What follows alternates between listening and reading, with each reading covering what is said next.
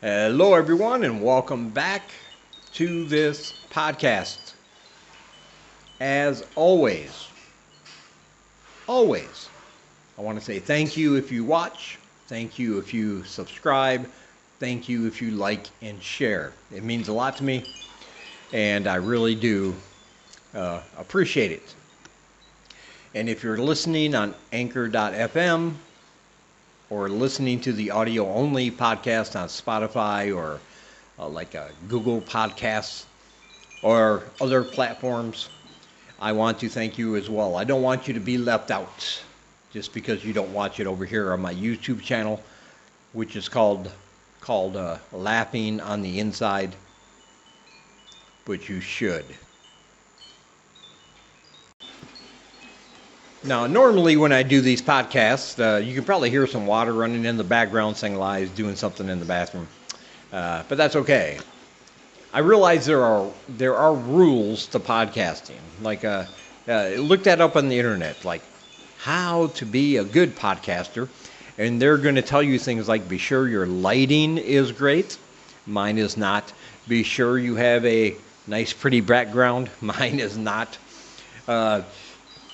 Be sure there's no interference, no background noises to distract people. And mine is not. So I guess I'm doing the whole podcasting thing wrong, but I like doing it. Not a lot of pressure, not a lot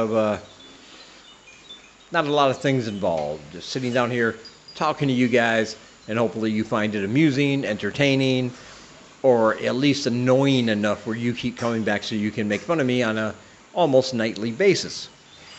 But normally I have topics to talk about, things I've seen or read or heard. But tonight I thought I'd do one of these stream of consciousness podcasts. I don't really know what I'm going to talk about. I'll come up with a few things every now and again. But sometimes during this podcast, there might be some awkward silences.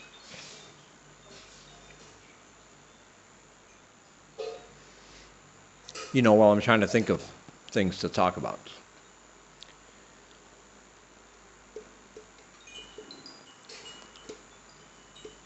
Like that one.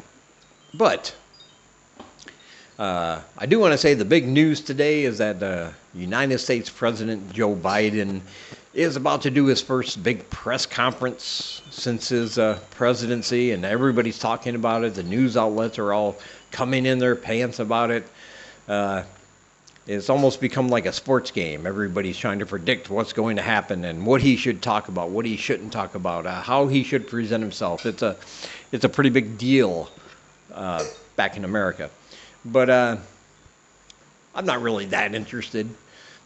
I mean, I saw one article that said that these are the 30 things Joe Biden should talk about during his press conference, and I was like, holy shit, 30?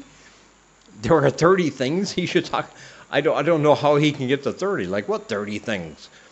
I'm like, make it 15, 20 minutes tops, and get the fuck out of there, man. 30 things. And I'm pretty sure it's going to go like most presidential press conferences go. You start out with the highlights. You start out with a little bit of the self-patting on the back thing, talking about all your accomplishments. And he has done a lot of those. 1 in every 4 Americans now has received their first vaccination, at least their first one. The COVID-19 relief plan got passed with zero Republican support. And when the Republicans were in charge, every Democrat voted for their plan. Just to let you know the hypocrisy going on here. But zero Republican support. He still managed to get it passed through the House and everything else. So yeah, talk about those awesome things. And then I think like after he gets done with that, ego masturbation kind of phase, and they all have to do it. He's going to put his own spin on things that maybe aren't so popular, or things that he might not have done yet, or things he's planning to do but hasn't gotten around to yet. Because that's how political speech is. Like there are kids at the border, migrant children being sent over the border by their parents. They're being kept in cages still. They're being kept in little detention facilities. And that's not right ever. A human being is never illegal, no matter what you think. And especially children, they're innocent. They haven't committed any crime. You know, why are they in detention facilities? We need to speed that up, Joe. We need to speed that up. If he would just sign an executive order, he could abolish all student loan debt. That would be freaking amazing. And he could do it with an executive order. But he's choosing not to right now. And I don't know why. But he's under a lot of pressure from Democrats to get that done. So the man is not perfect, obviously. Nobody is. And despite you hardcore Republicans, Trump certainly was not. But he's certainly doing a good job. And I think that's how the speech is going to go. It's going to be like, look what we've done so far in the first 60 days, a little bit over 60 days. We've done this, we've done this, we've done this. Here's what we're going to do with these things. And then he's going to talk about the things that nothing's been done about yet.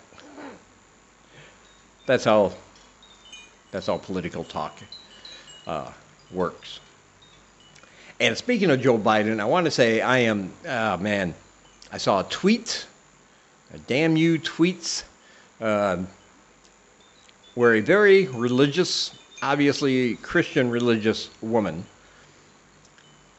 and I wish I would have saved the tweet. I wanted to write it down and get the exact quote, but the gist of it was this, okay?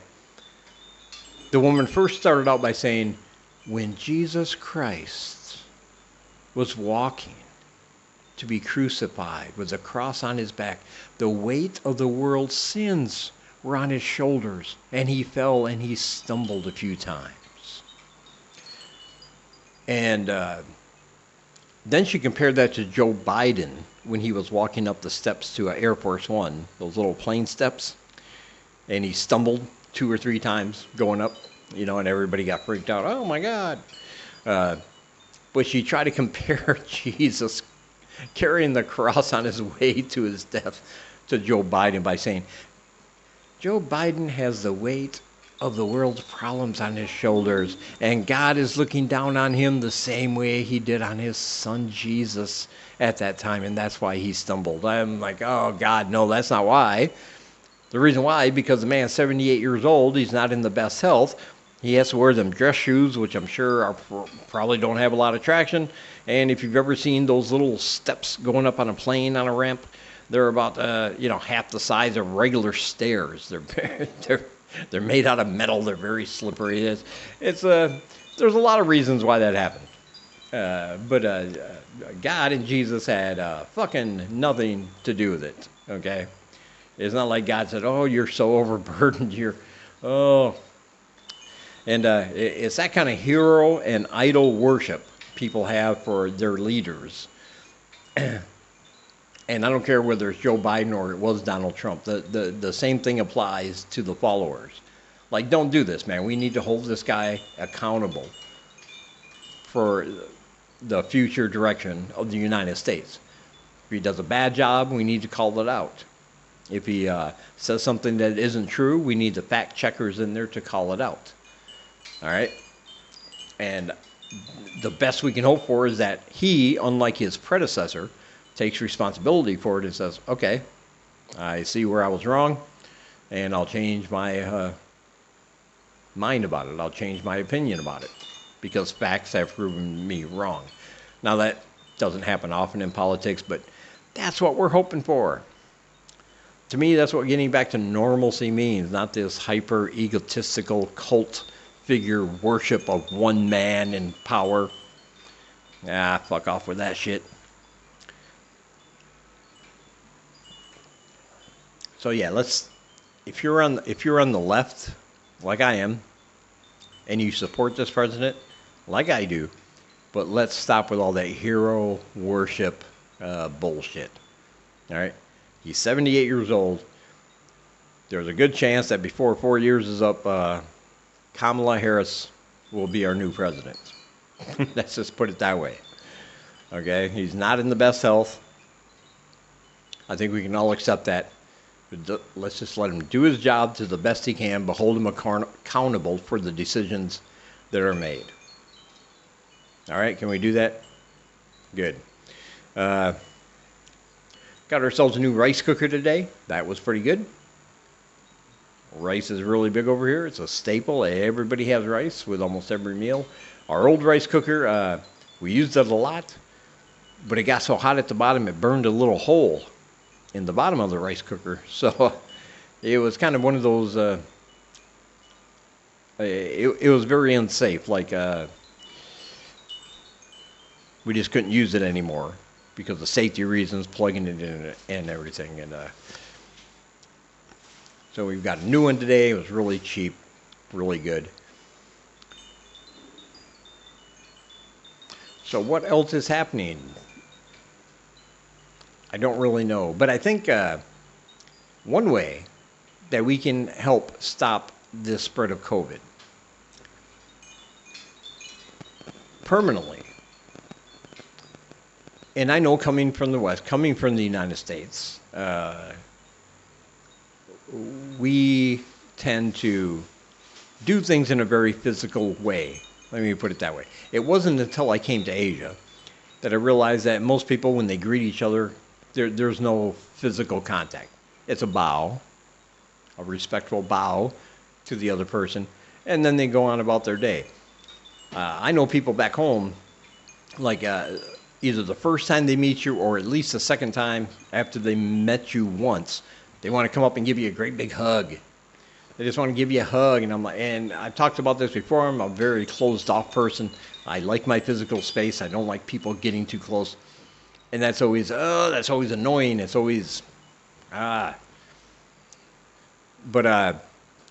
hugging in general should just stop, I think. It's just as a form of greeting or departure. Why do you need to hug one another? You don't. Listen, especially for a guy. Okay. A guy's got a, you meet a female. It don't matter what kind of female. It could be a young, good-looking female, an older, not good-looking female. But they always want the hug, and then you got to do that awkward thing. You stick your ass out a little bit because you don't want the whole genital areas touching each other. Because I'm going to tell you the truth, I never know what's going to trigger little Dave down there. I don't know. It could be anything. And we don't want an awkward situation at somebody's wedding when you hug the bride's mother. We just don't want to be. We don't want to be kicked out of the wedding because there was an incident. And the way we hug one another is weird because a man hugging a woman, it's like you go in and wrap your arms around the waist. She wraps her arms around your neck. 2 pats on the back, and there should be no more than that. And then you should break the hug. But it's just weird because a guy hugging another guy is totally different. You don't put 2 hands around his waist, and he doesn't put both hands around your neck. No, you got to do the whole one arm around his waist, hitting the middle of his back, and then the other arm on his neck, and you don't pat him on the back with your hand. You kind of do the whole fist thing, like, oh, bro. So there are rules. There are things you have to master. There are certain protocol that has to be done, depending on if it's a man, depending on if it's a woman, depending on how well you know them or how well you don't. It's just a whole fucking thing. I don't like the hugs. I'm not even a big fan of the handshaking. Why do we in the West always have to be physical when we meet somebody or when we're leaving somewhere? Why the handshake? I mean, I know where my hand's been. I know what my hand has been up to, and I guarantee you if the person across from me knew it, he would not want to shake my hand. And that's what I'm thinking about him at the same time. Like, if you're anything like me, I know what your hand has been up to. No good. I really don't want to shake it. Because we protect our asses. We protect our asses more than we do our hands for some reason. Like our asses are always covered in public, right? We're always wearing pants and underwear. We double layer. We double layer our ass. But we go to a restaurant, or we go in a bathroom somewhere, and they got the little paper things you put on the toilet seat. You got to protect the ass, man. You don't want the ass to get any germs. But we'll go to a restaurant. We'll put our elbows on the table. Everybody does it. We'll put our hands on the table. We'll touch our faces. We'll touch each other at the table. Have you ever seen the rags they use to clean off tables? Those rags are like 5 years old. They've been sitting around in water that looks like a muddy pothole. When you leave, they just kind of wipe it off and let the water evaporate. People are in there putting their hands on it, putting their elbows on it, and then going out and touching the rest of the world. I don't get that. Why do we care about our asses?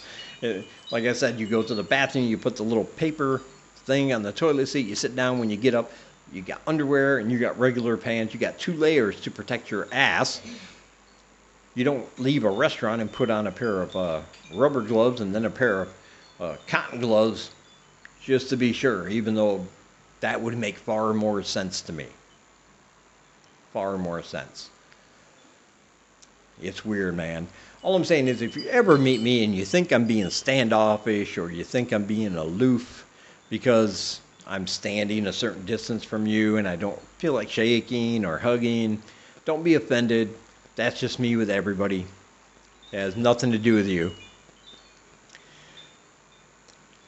Of course, it might have something to do with you, but now I can replay that part of the video and say, see, it has nothing to do with you. So it kind of gives me an out at the same time. I like that. The double advantage. All right. That's going to do it for this one. Be sure to check out my links down below. Links to my Twitter. Follow me on the tweets. And I have a PayPal down there if you feel like supporting a poor old man. I appreciate it. And there's links to a live show app. Very good app. Get in there. Sign up. You don't have to perform, but just watch some of these other guys. They're great. They are fantastic. All right. Sing Lai. Do you want to say goodbye? Yeah. Goodbye? Goodbye. Okay. She said goodbye. I guess she's not coming over into the camera. All right. Anyway, talk to you guys in the next one.